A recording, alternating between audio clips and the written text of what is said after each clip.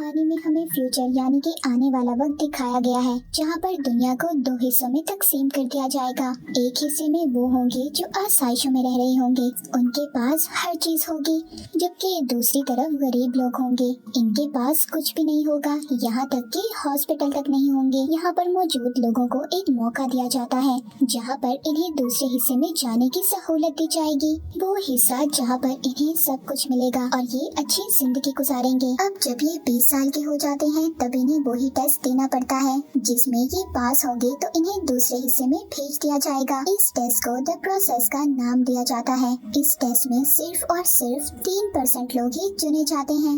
अब जो लोग सेलेक्ट होते हैं दूसरी साइड पर भेज दिए जाते हैं, जिसके बाद वो अच्छी जिंदगी गुजारते हैं, और वो लोग जो नहीं चुने जाते उन्हें वापस इसी गरीब जगह पर भेज दिया जाता है। फिर हमें बताया जाता है सुबह यही टेस्ट शुरू होने वाला है, और जिसने अपनी रजिस्ट्रेशन करवाई है इस टेस्ट के लिए उन्हें क्वार्टर में जाना होगा। इनको चुना जाएगा, इनका टेस्ट लिया जाएगा। इन्हें हिस्सा लेने वाले लोगों में हम एक लड़की को देखते हैं जिसका नाम मिशेल है। इसके कानों में एक डिवाइस है। इसको बताया गया है कि इसने बेसमेंट में हेडक्वार्टर में पहुंचना है। अब हर वो इंसान जो इस टेस्ट में हिस्सा लेता है उसके कानों में यही डिवाइस होती है। ये इनके कानों में तब डाली जाती है जब इनको इस काम के लिए रजिस्टर्ड किया जाता है। ये इन सब हिस्सा लेने वाले लोगों के लिए शनाख्त का काम करती है। इनको डिवाइसेस से पहचाना जाता है कि इन्होंने रजिस्ट्रेशन करवाई थी। अब मिशेल अपनी दोस्त के साथ जाती है, जहाँ पर बहुत सारे लोग टेस्ट देने के लिए आए हुए थे। टेस्ट से पहले इनको यूनिफॉर्म पहनाया जाता है। वहाँ पर एक आदमी आता है जो इनको टेस्ट की अहमियत बताता है। यहाँ पर इन्होंने नई एम्प्लॉय भी रखी थी। यहाँ के चीफ को ये लड़की बिल्कुल पसंद नहीं थी, मगर यहाँ के हेड ने जो इसको ऑर्डर दिया था वो इसने हर हाल में पूरा करना था। दूसरी तरफ जो लोग टेस्ट देने आए थे उन्हें एक कमरे में भेज दिया जाता है। जो टेस्ट फेल कर रहे थे उन्हें वापस जाना पड़ता है। वो लोग काफी ज्यादा रो रहे थे। ये वापस वैसे ही जिंदगी को गुजारेंगे जैसे ये पहले गुजारते थे। इधर में मिशेल को भी दिखाया जाता है जिससे काफी पर्सनल सवाल किए जा रहे थे। ये बताती है कि पहले ये जिस लड़के को पसंद करती थी वो भी पास हो गया था, उसने भी इंटरव्यू दिया था, मगर जिसके बाद वो कभी वापस नहीं आया। अब इसको ऐसा लगता है कि शायद उसको चुन लिया गया था, उसने टेस्ट पास कर लिया था। अब वो आदमी जो इसका इंटरव्यू ले रहा था वो कहता है हो सकता है कि उसको चुना ही ना गया हो, और क्या पता उसके साथ कुछ ऐसा हुआ हो जिससे वो कभी वापस ही ना आए, कोई एक्सीडेंट या फिर कोई गलत काम जो उसके साथ नहीं होना चाहिए था। वो देखना चाहता था क्या ये लड़की उस लड़के पर डिपेंड कर रही है, यानी कि भरोसा तो नहीं करती। Let's find out if he really made it, okay? अभी उससे कहता है अपना वही लॉकेट उतारो जो उसने तुम्हें तोहफे में दिया था। मिशेल अपना वही लॉकेट उतार देती है और सामने रख देती है, जिस पर अब इस लड़की को चुन लिया जाता है। दूसरी तरफ हमें एक और लड़का दिखाया जाता है। ये बहुत ही होशियारी से सभी सवालों के जवाब दे रहा था। इसकी फैमिली के बाकी सभी लोग इस टेस्ट में पास हो गए थे, इसीलिए ये काफी ज्यादा खुश था। अब उधर ही एक और लड़का था जो इस टेस्ट में पास नहीं होता। वो कहता है मेरे साथ नाइंसाफी हुई है, ये सिस्टम ही अच्छा नहीं है। साथ ही में हम एक और लड़की को देखते हैं जो बोलती बहुत कम थी। यहाँ पर जितने भी लोग आए थे ये सब में ज़हीन और स्मार्ट थी, इसी वजह से इसको चुन लिया जाता है। साथ ही में उधर एक कमजोर लड़का भी था जो व्हील चेयर पर बैठा हुआ था। ये माजूर था मगर फिर भी इसने हिम्मत नहीं हारी और ये इधर टेस्ट देने के लिए आया था। इसकी हिम्मत की वजह से इसको चुन लिया जाता है। इधर ही फैसिलिटी में एक लेडी जो कह रही थी कुछ ग्रुप के लोग हैं जो हमारे सिस्टम को नुकसान पहुंचाना चाहते हैं, और यहीं पर उन्होंने एक आदमी को भी भेज रखा है जो सारी बातें उन तक पहुंचाएगा। अब ये लोग एक आदमी को तो पकड़ लेते हैं। वो बताता है कि इधर एक और आदमी है जो यहाँ पर लोग टेस्ट देने आए हैं उनमें मौजूद है। अब इन्होंने उस आदमी को पकड़ना था। दूसरी तरफ वो ग्रुप दिखाया जाता है जो इस सिस्टम के खिलाफ है। ये आपस में मीटिंग कर रहे थे। ये लोग इस ऊंचे और नीचे दर्जे के फर्क को खत्म करना चाहते थे। इनका मानना था कि हर इंसान को अच्छी जिंदगी गुजारने का हक है। इनके ग्रुप के लीडर को पूरा यकीन था जो आदमी इन्होंने उधर टेस्ट देने वाले लोगों के दरमियान में भेजा है वो पकड़ा नहीं जाएगा और अच्छे से अपना काम करेगा। अब उधर क्वार्टर में एक आदमी खुद को मार लेता है क्योंकि उसको चुना नहीं गया था। वो अपनी पहले वाली जिंदगी नहीं गुजारना चाहता था। सब लोग उसकी इस हरकत पर बहुत हैरान थे। इसके बाद चुने हुए लोगों को एक कमरे में भेज दिया जाता है जहाँ पर इनको आगे के राउंड को पार करना था। यहाँ पर इनके डिवाइसेस को चेक किया जाता है।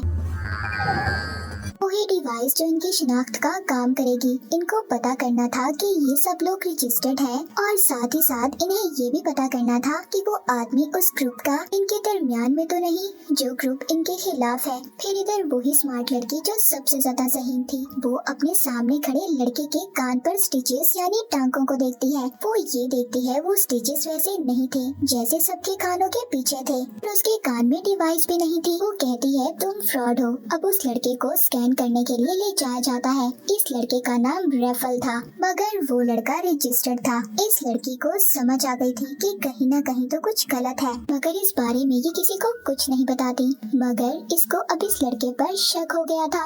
अब वो वक्त भी आ जाता है जिसका इन सबको इंतजार था, यानी कि इनका टेस्ट भी स्टार्ट किया जाता है। इनको कमरे में ले जाया जाता है। अब वहाँ इनके सामने बहुत सारे ब्लॉक्स रख दिए जाते हैं। इनको 10 मिनट में 9 क्यूब्स बनाने थे। टेस्ट का टाइम स्टार्ट होता है और ये सब अपने अपने काम पर लग जाते हैं। यहाँ पर मिशेल अपने साथ वाली लड़की की मदद कर रही थी।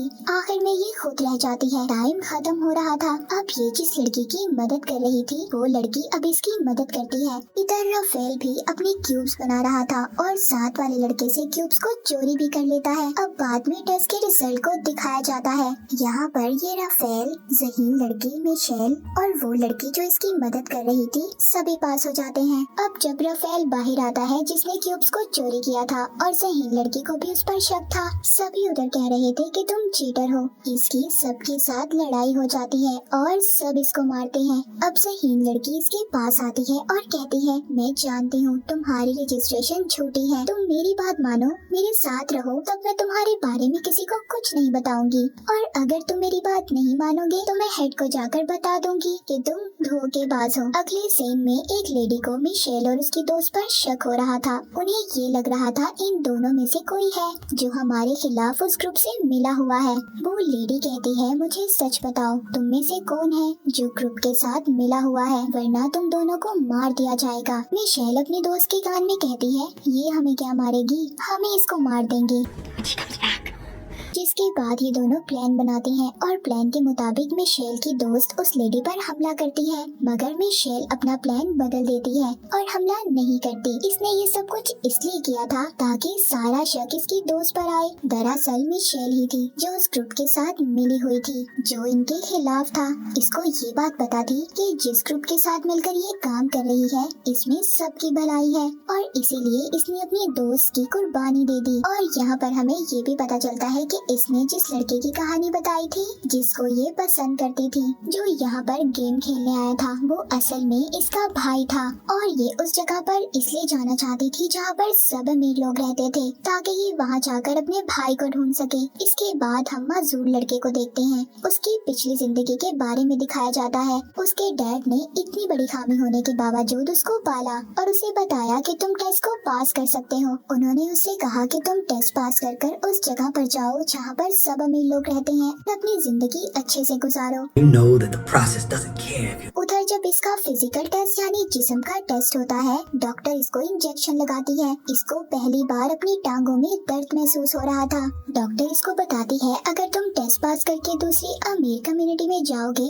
तो वहाँ पर तुम्हारा और अच्छे से इलाज हो सकेगा। अब इन सबको अगले टास्क के लिए अगले कमरे में ले जाया जाता है। वहाँ मेज पर 4 कठपुतलियाँ पड़ी थी जिनके चेहरे पर अलग अलग तरह के एक्सप्रेशन थे। हर किसी ने अपने लिहाज से चेहरा बनाया हुआ था। अब यहाँ ग्रुप को पता लगाना था जिस औरत ने नीले रंग के कपड़े पहने हुए हैं उसे क्या हुआ है। अब ये जल्दी से सब अपने हालात को समझना शुरू करते हैं और अपने अपने आइडियाज देते हैं। माजूर लड़का इनके सामने एक कहानी रखता है। वो कहता है इस औरत को जहर दिया गया है। इस घर में अपने हस्बैंड के साथ मेहमान आई थी। असल में इस औरत का चक्कर इस आदमी के साथ था जिसके घर में ये मेहमान आई थी, और उसी आदमी की बीवी ने इसे जहर दिया है, तभी तो इतने सुकून से बैठी है। ये तभी उस आदमी की तरफ देख रही है जिसकी बीवी ने इसे जहर दिया है, क्योंकि इसका चक्कर जो था इस आदमी के साथ। अब सारे ग्रुप को तो ये कहानी अच्छी लगती है। News was genius, right? मगर राफेल को ये कहानी अच्छी नहीं लगती। इस पर ज़हीन लड़के को भी शक था। वो अपनी अलग ही कहानी सुनाता है। कहता है इस औरत को सिल्वर के बर्तन से एलर्जी है और सभी ने सिल्वर की ज्वेलरी पहनी हुई है, मगर इसने शीशे की अंगूठी और लकड़ी का हार पहना हुआ है। और दूसरे आदमी को इसलिए देख रही है क्योंकि वो डॉक्टर है। अब वो एक डायग्राम निकालता है जो इंसान के जिस्म की थी। सब कुछ ठीक था, मगर इसकी कहानी के मुताबिक उस औरत के एक्सप्रेशन मैच नहीं कर रहे थे। तभी ज़हीन लड़की बोलती है क्योंकि वो औरत अंधी जो है और क्योंकि वहाँ लैंप भी नहीं है तो उसे नहीं पता कि वहाँ क्या हो रहा है। अब ज़हीन लड़की और राफेल ने जो कहानी सुनाई थी वो बिल्कुल ठीक थी। अब यहाँ पर गेम का चीफ जो सब देख रहा था वो यहाँ अपने एम्प्लॉय से कहता है तुम जरा इसको देखो, मैं आता हूँ। एम्प्लॉय को अपनी चीफ पर शक हो रहा था, इसीलिए अब जब वो जाता है तो वो उसका पीछा करती है। हम देखते हैं वो गरीब कम्युनिटी में भिखारी बनकर जा रहा था।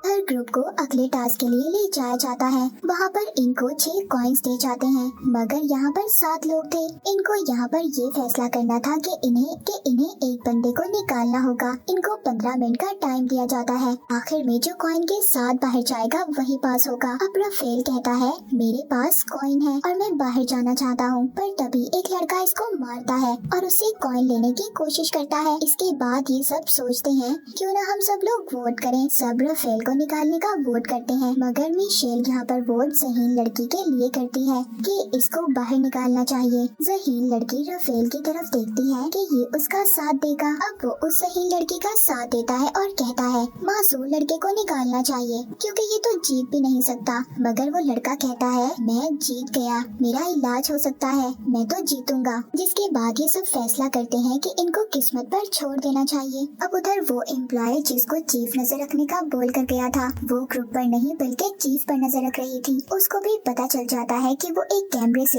एम्प्लॉय को अपने पीछे आता देख लेता है। एम्प्लॉय को भी शक हो गया था, मगर उसके पास चीफ के खिलाफ कोई सबूत नहीं था। उधर ग्रुप को दिखाया जाता है जो सबको रिबन का पीस बांटते हैं। कहते हैं कि जिसके पास छोटा पीस आएगा उसको निकाल दिया जाएगा। ज़हीन लड़की के पास छोटा पीस आता है और उसको गेम से निकाल दिया जाता है। अब जैसे ही सब कमरे से निकलते हैं आखिरी लड़के को पता चलता है कि उसके पास तो कॉइन ही नहीं है।